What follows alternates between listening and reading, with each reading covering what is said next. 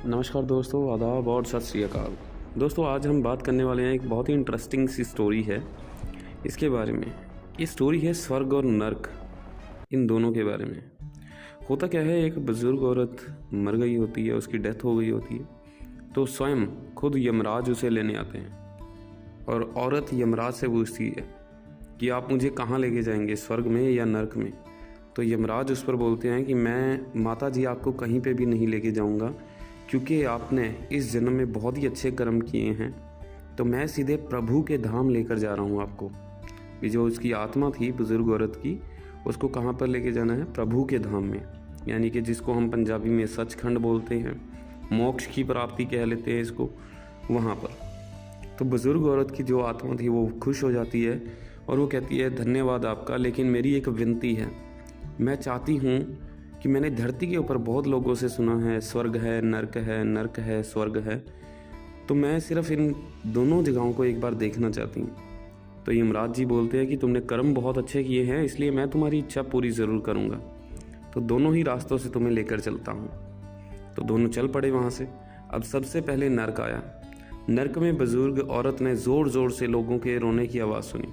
वहाँ नर्क में सभी लोग दुबले पतले और बीमार दिखाई दे रहे थे। सभी की आत्माएं रुष्ट पुष्ट थी। बहुत ही बुरा तरीका था, बहुत ही बुरे तरीके से वो चिल्ला रहे थे, रो रहे थे। तो औरत ने उनसे पूछा, एक आदमी की आत्मा से, कि यहाँ आप सब लोग ऐसी हालत में क्यों हैं? तो आदमी बोला, तो और कैसी हालत होगी, मरने के बाद जब से यहाँ आए हैं हमें एक दिन खाने को कुछ नहीं मिला, भूख से हमारी आत्माएं तड़प रही हैं। बुजुर्ग औरत की नज़र एक विशाल पतीले पर पड़ी, जो कि लोगों के कद से करीब 100 फीट ऊंचा था। उस पतीले के ऊपर एक विशाल चम्मच लटका हुआ था।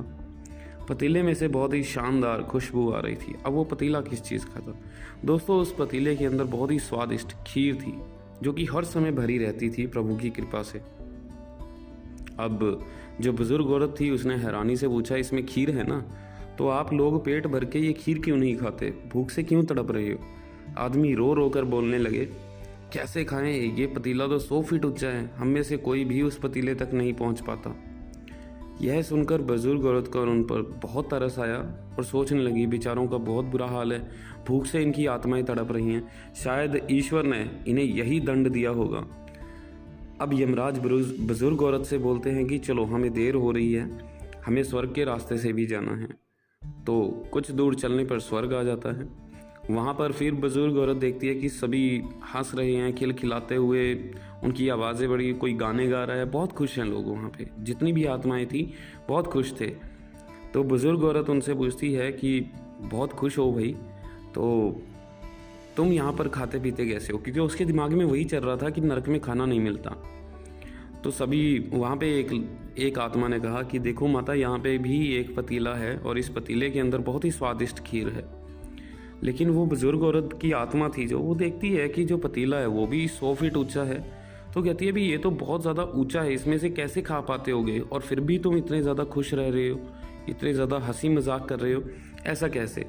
तो वो लोग कहते हैं कि नहीं, ऐसा कुछ नहीं है, यहाँ पे बहुत सारे पेड़ थे, तो हमने कुछ पेड़ों को काटा और लकड़ी की सीढ़ी बना ली और हम में से बारी बारी हम सभी चढ़ते हैं और भर पेट खीर खाते हैं और मज़ा लेते हैं। तो अब यहाँ से दोस्तों हमें क्या जानने को मिलता है?